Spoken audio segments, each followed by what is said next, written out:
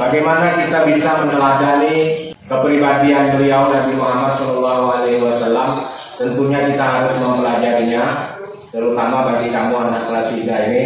Pada saat ini kita akan belajar tentang sikap percaya diri Nabi Muhammad SAW. Seperti yang kita ketahui bahwa Nabi Muhammad SAW sangat berhasil di dalam menyampaikan ajaran-ajaran Allah Subhanahu wa Ta'ala. Walaupun banyak tantangan dan rintangan ya.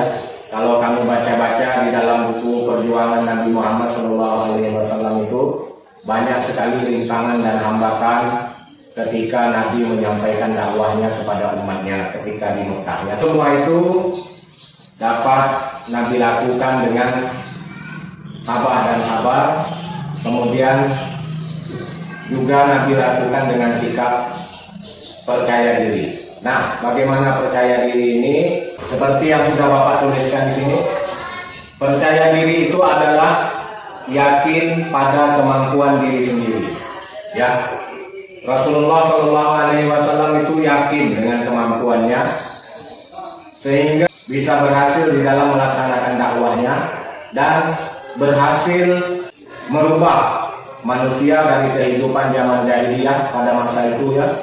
Kalau kamu baca buku-bukunya, bagaimana zaman jahiliyah itu ya. Kalau zaman jahiliyah itu kan artinya zaman kebodohan. Bukan orang-orangnya bodoh, tetapi perilakunya itu menggambarkan perilaku kebodohan. Oleh sebab itu disebut dengan zaman jahiliyah ya. Rasulullah SAW berhasil merubah sedikit demi sedikit manusia pada saat itu yang tidak tahu dengan aturan, tidak tahu dengan tata krama. Jadi Nabi merubahnya menjadi manusia-manusia yang paham dengan aturan melalui wahyu yang diberikan oleh Allah Subhanahu wa Ta'ala. Sehingga dapatlah kita rasakan kehidupan manusia seperti pada saat ini. Semuanya kita harus selalu kita lakukan dengan tuntunan-tuntunan beliau, yang termasuk juga tuntunan Allah Subhanahu wa Ta'ala. Jadi dengan kepercayaan diri, yakin pada kemampuan diri sendiri, itulah Nabi Muhammad menyampaikan dakwahnya, sehingga dapat kita rasakan pada saat ini kita menjadi orang Islam ya. Oleh sebab itu, kamu sebagai peserta didik, anak-anak didik kelas 3 ya, harus bisa meneladani sikap Nabi Muhammad SAW di dalam kehidupan kita sehari-hari, terutama di dalam belajar ya. Bagaimana di dalam belajar ini agar kamu bisa percaya diri? Ini adalah contoh dari Nabi Muhammad agar kita bisa mencontohnya. Apa sebabnya kamu harus mempelajari sikap percaya diri ini? Coba ada yang bisa menjawab? Mengapa kamu harus mempelajari sikap percaya diri ini? Betul ya? Karena dengan sikap percaya diri inilah akan menimbulkan keberhasilan. Seperti tadi yang telah Bapak sampaikan, keberhasilan dakwah Nabi Muhammad SAW di dalam menuntun umatnya. Tentunya kamu, tugas utama kamu adalah belajar, ya kan? Di dalam belajar ini, agar kamu berhasil bisa menyelesaikan pelajaranmu sekarang mulai dari kelas 1 sampai kelas 6, kemudian dari kelas 1 SMP sampai kelas 3 SMP, kemudian dari kelas dilanjutkan lagi kelas 1 SMA sampai kelas 3 SMA, kuliah, dan seterusnya sampai S1, S2, S3, agar kamu bisa berhasil di dalam menempuh pelajaran ini. Salah satu kuncinya adalah percaya diri, yakin pada kemampuan diri sendiri.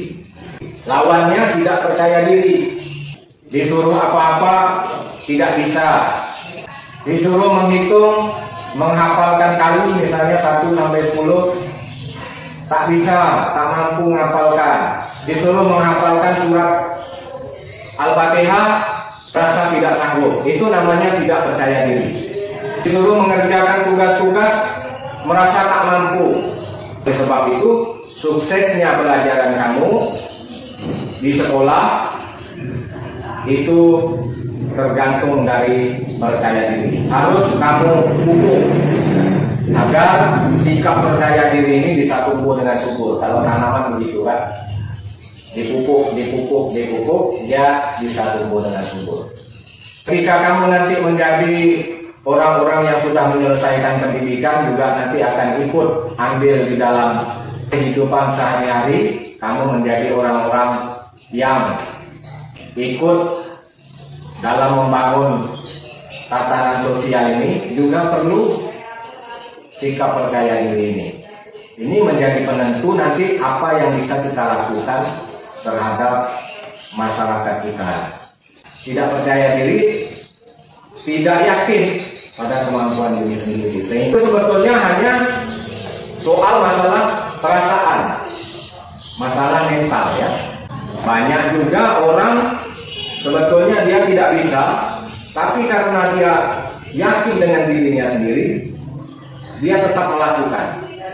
Salah kemudian diulangi lagi sampai dia bisa melakukan sesuatu yang dia inginkan.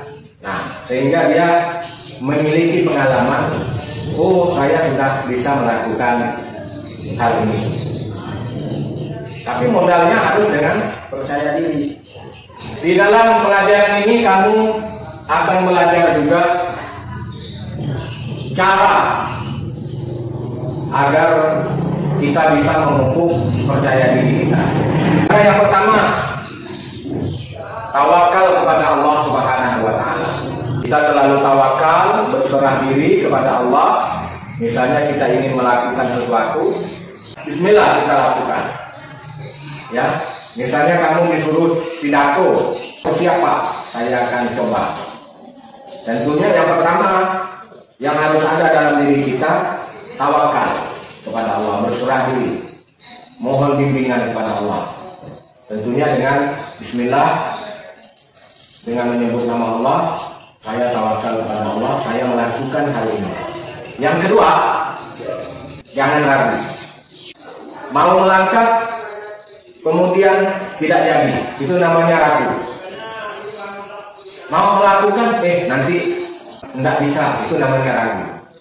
Jadi yang harus kita hilangkan, sikap ragu-ragu itu harus kita buang dulu, agar kita bisa menjadi orang yang percaya diri. Masalahnya nanti seandainya setelah misalnya kamu mengerjakan PR, ya, kalau kita ragu-ragu, wah ini nanti takut salah, takut tak bisa, takut dimarahi guru, itu kamu tidak selesai mengerjakan PR. Tapi kalau kerjakan saja, nanti kalau salah kita tanyakan baru dibetulkan. Nah itu namanya mantap, memantapkan hati ya. Pokoknya kalau mau berjalan, bismillah, jalan, tidak ragu-ragu lagi. Kalau kamu melangkah kemudian mundur lagi, itu namanya ragu-ragu. Yang ketiga, jangan malu mengerjakan kebaikan. Jika kita melakukan sesuatu hal yang baik, jangan malu.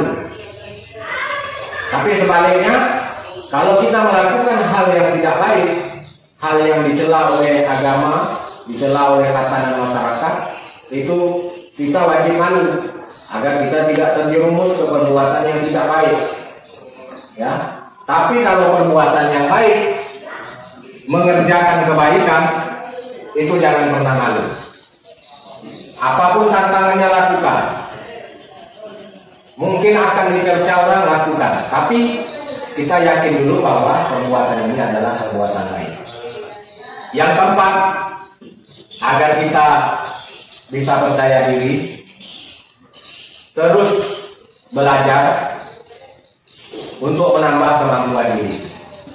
Ini yang sangat penting. Dan ini bagi kamu anak kelas 3 harus tetap ditanamkan di dalam diri kamu. Terus belajar agar kemampuan diri kita itu selalu bertambah. Tidak bisa perkalian, belajar. Tak bisa menghafalkan surat Al-Fatihah, belajar bagaimana cara menghafalnya. Tidak bisa menulis surat Al-Fatihah, belajar bagaimana cara menulisnya. Tulisan kita jelek, belajar bagaimana supaya dia bagus. Selalu menambah kemampuan diri melalui belajar.